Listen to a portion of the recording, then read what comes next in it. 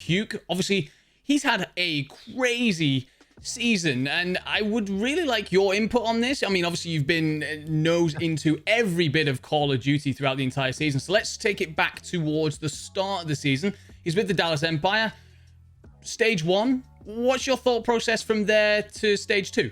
Yeah, Huke was unbelievable during stage 1. Obviously, there was the team didn't win, and there was a dip in performance going into stage 2.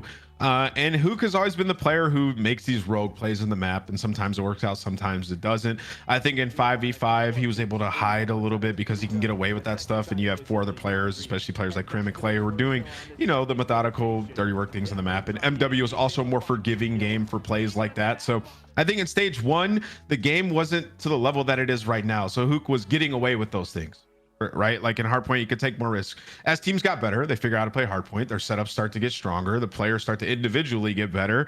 That is when a player who has that individual talent like Huke has to progress, and he has to learn how to play the game the proper way, to play consistent, right? Like the amount of chances you take, it infinitely raises your risk of losing that map, right? So it could pay off, you could win, which Huke does all the time, or you can lose. And as the year goes on, you have to find a consistent way to play the game. And I think he just wasn't on the same page of his teammates.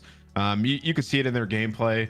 You could talk to those players. Clearly, that's why they made the roster change. And I think that was his dip in performance. They started to have these discussions within the team, like, Huke, you have to get on the same page as us. You have to do this, and that. And he just probably wasn't soaking in or wasn't retaining any of it. And it was just a big issue. And he started to play worse with having more and more of these discussions. You can get in your own head, and you could take an individual dip as well as in game. You know, things just aren't working out for you strategically. So I think that is basically what happened with Huke from stage 1 to stage 2 on Empire. Did you see the LA Thieves move coming later on? What did you believe was going to happen from there with Huke? Because I think it caught a lot of people off guard a bit. I mean, I'm in a unique scenario where I kind of know some things prior. But when it first happened, my initial thought was like, wow, they really benched Huke. Man, he must be doing some things in game that we just don't see to their level. And they couldn't work it out. And then I was like, they better hold on to him for years to come, right? Like, he's a franchise player. Next year comes around, you can build a team around him if you need to, or you can bring him back if you need to. So I did not see that coming. I thought it was pretty crazy for Empire to do that. And I thought they would hold on to him, as most teams should. But hey, they traded him to LA Thieves. They must have gotten a pretty sweet deal, and they're happy with it. So more power to him.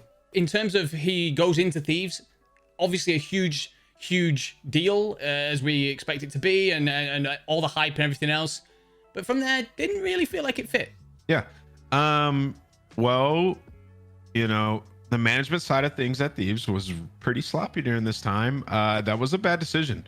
Not to pick up Huke, but to plug him in at that time. It's just, there was no need to do that. Your team was in its honeymoon. You're trending upwards, and you got to see it through with the roster that you had, right? Like, I think that this right now, they just made a good decision, but all this hoopla up to here was just, it was poorly managed. And I think they know that by now. This is the first year of the CDL. They're doing everything it takes to win, and you're going to have some hiccups along the way. But yeah, I mean, even if that was your only time frame where you could have acquired Huke, you bring him on, you keep him on your bench, and you have a plan for him, right? Like, you don't just bring him on and plug him in instantly. That's a lot of work that needs to be done in a short span, especially for a team that's trending upwards. And stage 3 major was right around the corner. I would have if I was running things, I would have picked up Huke, did exactly what they did, put him on my bench, let my team play out that major. And then if we win, we have this giant asset on our bench that we can trade somewhere else.